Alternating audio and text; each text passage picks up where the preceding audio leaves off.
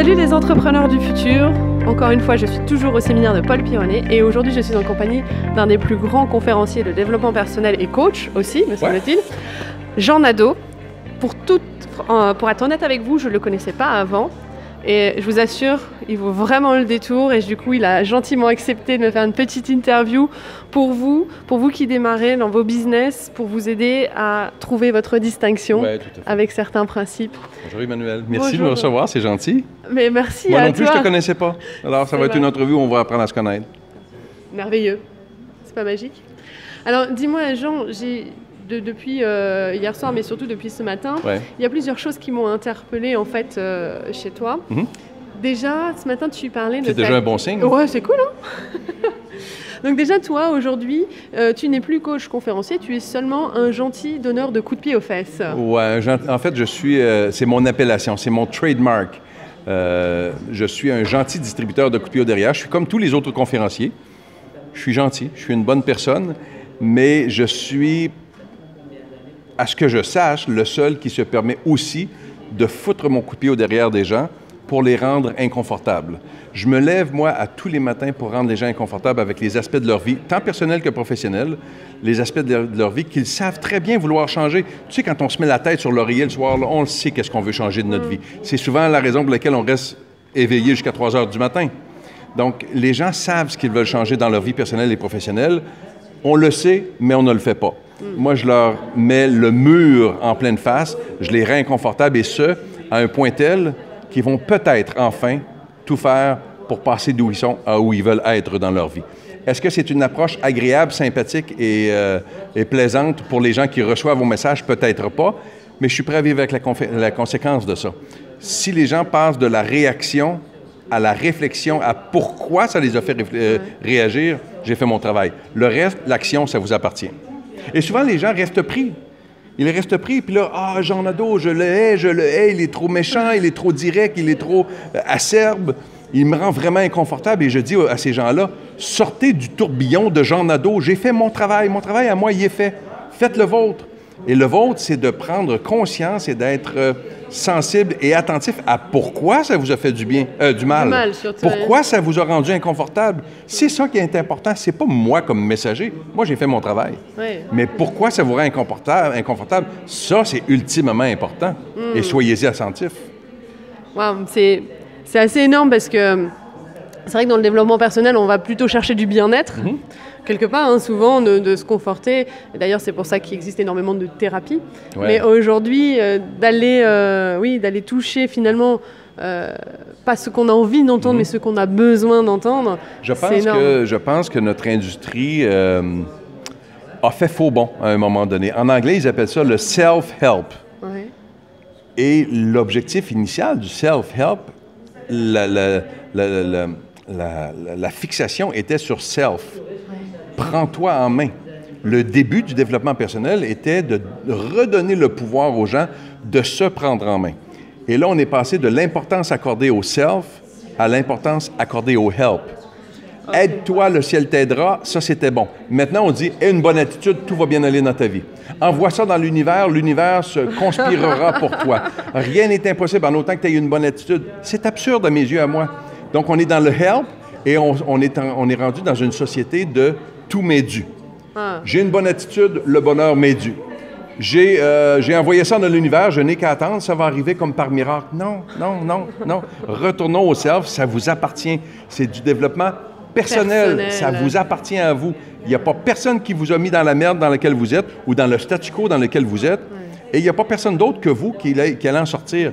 Surtout pas un conférencier. Allez pas penser qu'on est, nous, des sauveurs, on est des incroyables Hulk, puis des Spider-Man, puis des Batman, puis ces super-héros qui vont vous sauver la vie. Non. Vous êtes le super-héros de votre vie. Vous vous êtes mis dans la merde, sortez-vous-en. Vous pouvez avoir de l'assistance. Vous pouvez être impacté par quelqu'un qui va peut-être vous brasser assez, comme dans mon cas, mais ça ne m'appartient pas à moi. Alors, les gens qui viennent me voir après, puis qui me disent « Jean, tu as changé ma vie. » J'ai dit non. Non. Et d'ailleurs, si un conférencier vous promet un jour de changer votre vie, viens à ma conférence ou lis mon livre, je vais changer ta vie. C'est absurde. Il n'y a pas personne qui va changer ta vie, sauf toi-même. Tu es la seule personne. Donc, si vous venez me voir, Jean, tu as changé ma vie, je vais vous dire non. Non, je vais prendre votre remerciement, que j'ai peut-être eu un petit impact, ou un gros, mais c'est vous qui avez changé. Prenez tout le crédit, ça vous revient. Moi, j'étais là juste au début pour donner mon coup de pied au derrière. Et la bonne nouvelle d'un coup de pied au derrière, c'est que j'ai jamais vu personne reculer en se faisant donner un coup de pied au derrière. Tu vas automatiquement par l'avant. Vers l'avant. Ouais. Ah, j'aime bien cette image. Attends, je vais juste changer parce que je me rends compte que... Hop, je vais changer de main. C'est pas grave. Tu vas pouvoir faire du montage? Oui, c'est ça les aléas de la vidéo, mais c'est pas très grave. On verra si je laisse en authenticité ou... Voilà. Alors, je trouve ça génial parce que du coup, tu viens de donner...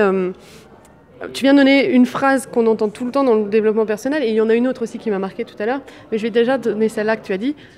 Rien n'est impossible, mais c'est complètement absurde. Alors... C'est totalement absurde. Si vous montez sur une scène, si un jour tu montes sur une scène et tu utilises cette phrase-là, que rien n'est impossible, je vais être obligé de te dire, avec tout le respect que je te dois, que tu es menteuse. Et le pire, c'est que tu es payée pour être menteuse. Les gens sont payés pour monter sur des scènes et dire des conneries. C'est absurde. Mon fils, je ne sais pas comment ça fait en mètres et en kilos, là, mais je suis assez présent. Hein? J'ai une bonne présence, je suis très grand, très massif. Mon fils, à l'âge de 15 ans, va probablement être, déjà à l'âge de 15 ans, il va probablement être plus grand, plus massif que moi. Si le mari dit « Papa, toi qui es conférencier en développement personnel, est-ce que tu peux m'encourager? Je voudrais être pilote de Formule 1. » Eh bien non, je ne l'encouragerai pas à être pilote de Formule 1. J'aime assez mon fils pour lui dire « Ça, c'est impossible. Tu n'entres pas dans le cockpit. Ta cuisse n'entre même pas dans le cockpit. » Et il y a des gens qui, uniquement pour faire vivre cette phrase, que rien n'est impossible, vont changer le rêve. « Ah, mais Jean, tu as juste à lui dire de l'encourager à être pilote de gros camions. Il y a des courses de camions. » C'est pas ça son rêve. Il veut être pilote de Formule 1. Ne changeons pas le rêve uniquement pour être d'accord avec une phrase idiote à mon point de vue à moi. Ma tante Rita à Québec, elle a 78 ans. Oui. Ma tante Rita veut être la première femme pape. Ma tante Rita change de rêve. Prends un autre. Tu vas aller voir Céline Dion à Vegas? C'est possible. Mais pape, tu ne seras jamais pape. Je ne dis pas qu'il n'y aura jamais une femme qui sera pape un jour, mais toi, ma tante Rita, tu ne seras jamais pape. Change de rêve, baptême. C'est pas moi qui va te dire, ma tante Rita, rien n'est impossible. Tu vas mourir dans 2 ans, tu vas me dire, Jean, tu m'as menti. J'aurais jamais pu être pape. Je sais, ma tante Rita. Mais oui, je t'ai menti en te disant qu'il n'y avait rien d'impossible. Donc, soyons... Et les gens, des fois, ils me disent souvent, tu joues avec les mots. Tu es trop littéraire sur les mots. Ce sont nos outils, les mots. Oui. Si tu as un travail de plomberie à faire chez vous, j'arriverai pas chez vous avec une balayeuse. Non. Je vais arriver avec mes outils de plombier. Mm-hmm. Mon outil à moi, ce sont les mots. Tendons à utiliser les bons mots. Oui, je vois. Et alors, là, tu dis, c'est marrant, une question me vient, parce que tu dis, du coup, quand tu prends l'exemple de ton fils, chauffeur de camion, c'est pas son rêve. Mais d'un autre côté, tu dis, change de rêve. Est-ce que quelque part, en fait, il y a une différence entre changer de rêve parce que quelqu'un d'autre nous a conseillé, du coup, une déviation du rêve, ou alors c'est vraiment changer de rêve et aller chercher au fond de soi? Premièrement, je pense qu'on donne, l'exemple que j'ai donné tout à l'heure, ce n'est pas de lui dire, mais de lui faire comprendre, lui, que ça va être impossible de toute façon. Oui. On l'embarque sur la balance, on lui dit, voici le poids que tu as aujourd'hui, selon toute probabilité, selon ce que les médecins nous disent de ta courbe de croissance, tu vas mesurer 6 pieds 5, tu vas peser 235 livres. Tu sais, tu as déjà vu une Formule 1, il y en a déjà vu une. Ouais. Est-ce que c'est gros, une Formule 1, Noah? Non, c'est tout petit, papa. OK. Et toi, tu vas mesurer plus grand, plus gros que moi? Ouais. Ouais, mais peut-être que ça va être un peu serré pour moi. Ça ne sera pas serré, Noah. Tu n'entreras pas dedans. Ah ouais, mais papa, tu me décourages un peu, là. Moi, je voulais être pilote de Formule 1. Ouais, mais t'es mon fils et je t'aime assez pour te dire que ça ne sera pas ça. Le réaliser par lui-même est encore beaucoup plus important que de l'imposer comme tel.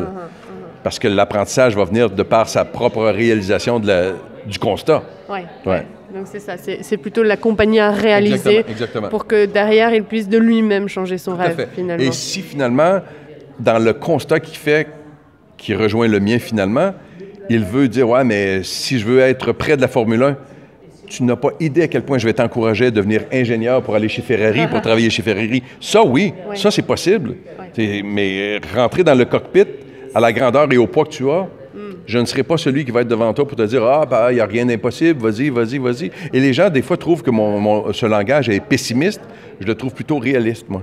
Oui. Et je le trouve très aimant d'être capable de dire à quelqu'un, si je peux continuer avec l'exemple de mon fils, « Je t'aime suffisamment pour te dire la réalité. » Oui. Et ne pas te laisser miroiter quelque chose qui est impossible. Qui n'arrivera jamais. Qui n'arrivera jamais. Quelqu'un me disait hier, parce que je donnais l'exemple d'un jockey, Oui. les jockeys sont les jockeys sont de la grosseur, de la grandeur de Abdelkir. Oui. Mais il dit, ah, mais j'ai juste à prendre, même si je suis grand et massif comme toi, j'ai juste à prendre un cheval qui est plus costaud. Non, non. Cessons de changer le rêve et la réalité des choses juste pour faire vivre une phrase que rien n'est impossible. Que rien n'est impossible et qu'il n'y a pas de bon sens à mes yeux. Et j'utilise plus, moi, le mot improbable. Oui. Ça va être très difficile, mais c'est possible. Et je vais être derrière toi. Je vais t'encourager. Des moments de faiblesse, je vais te prendre dans mes bras. D'autres fois, je vais te foutre mon coup de pied au derrière. Gentil donneur de coup de pied derrière. Il y avait une deuxième chose dont je t'ai parlé qui m'avait bien marqué dans ce que tu as dit. C'est le sujet de la passion. Ouais. Alors ça, je pense que tu vas briser des croyances extraordinaires de personnes qui sont en train de regarder l'interview. Je te raconte une anecdote. J'étais à la radio à Québec avant d'avoir ma propre émission de radio. J'étais invité. On était trois invités et le sujet, on m'appelle la veille, Jean, demain à l'émission, le sujet sera la passion au travail. Est-ce que as-tu une opinion? Est-ce que tu viens? J'ai dit oui, je vais y être. Et l'émission commence à 9 h et l'intervieweur, l'animateur dit, aujourd'hui, on reçoit Jean Nadeau, telle autre personne. Le sujet, cette semaine, la passion au travail. Jean, on commence par toi. Tu sais, à la radio, c'est pas des petits micros comme ça, ce sont des gros micros. On se voit pas. La personne qui nous parle, on le voit pas, il est derrière un micro, puis moi, je suis derrière mon micro. Alors, imaginez que je suis comme ça, là, je fais par exprès à l'écran, mais imaginez que je suis comme ça. Et Jean, pour toi, la passion, c'est quoi? Alors, moi, devant mon micro, je dis, la passion au travail, c'est de la merde. Et là, l'animateur a fait comme fait. Avec quoi? Qu'est-ce que tu dis? Mais Jean, si tu commences un peu raide, hein, tu commences tough un peu, et je suis pas d'accord avec toi. J'ai dit, Mario, c'est ton émission radio. Tu as le droit d'avoir tort si tu veux. Ça, c'était la petite blague. Mais si je dis ça et je m'explique pas, j'ai l'air d'un gros innocent, un gros stupide. Alors, mon explication par rapport à la passion, et tout le monde, il y a des gens qui nous écoutent, et toi, on a tous, si on ramène ça au niveau personnel, on a tous vécu la passion. Un nouvel amoureux, une nouvelle amoureuse. Est-ce que j'ai besoin de vous expliquer ce qui se passe dans les premières semaines, premières heures? Hein? C'est merveilleux. Mais c'est pas la réalité. C'est la pointe de l'iceberg. Après ça, cette passion-là va se transformer peut-être en amour. Si oui, on développe la relation. Sinon, on laisse tomber. La passion au travail, la passion avec un métier qu'on a, elle se transforme elle aussi. Et elle se transforme en compétence. Alors, la passion est excessivement importante. Elle a son boulot à faire, mais une fois qu'elle a fait son boulot, c'est terminé. La passion est définie comme une forte émotion incontrôlable. Mon papa, juste avant que je parte pour faire mes conférences aux États-Unis la semaine dernière, je partais le mercredi, mon papa, table d'opération, mardi, opération au cœur ouvert, 2 valves, la valve aortique et une autre à changer. Une opération qui dure 9 heures. C'est phénoménal. Pensez-vous que dans la salle d'opération, j'avais envie qu'il y ait des gens qui soient dans la salle avec une forte émotion incontrôlable? Non. Non. Passionnés? Non. Je voulais qu'ils soient amazing. Je voulais qu'ils soient très, très bons. Ils ont été passionnés il y a 10 ans, 15 ans, 20 ans à développer cette compétence. Aujourd'hui, je veux que ce soit la compétence qui soit dans la salle d'opération, pas la passion. Je me fous totalement que le chirurgien ait l'air bête. Je veux qu'il soit bon, par exemple. Oui. Et donc, les gens confondent souvent la passion et pour moi, la passion est un mythe. La passion, les gens aiment se dire passionnés pour tenter de démontrer qu'ils se soucient à un point tel du service ou du produit qui va arriver en bout de ligne que ce service et ce produit vont être meilleurs. Et c'est faux. C'est faux.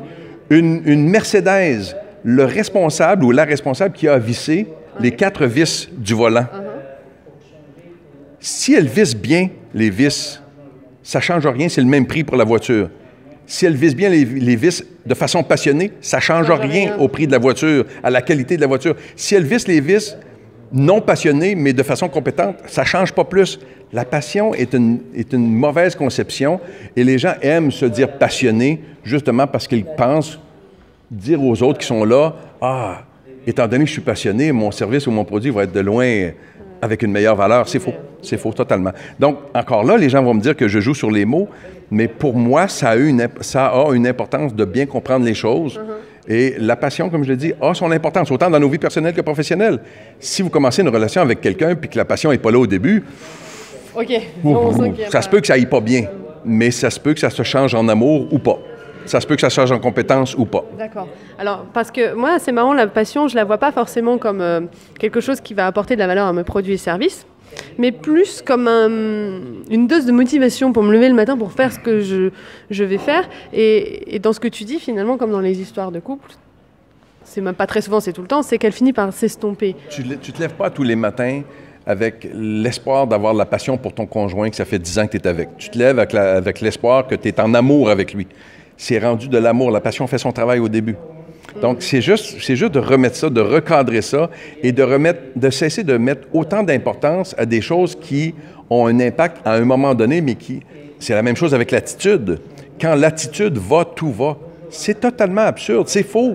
J'ai une superbe attitude, mais j'ai de la merde quand même dans ma vie. J'en ai eu, je vais en avoir aujourd'hui, puis je vais en avoir demain.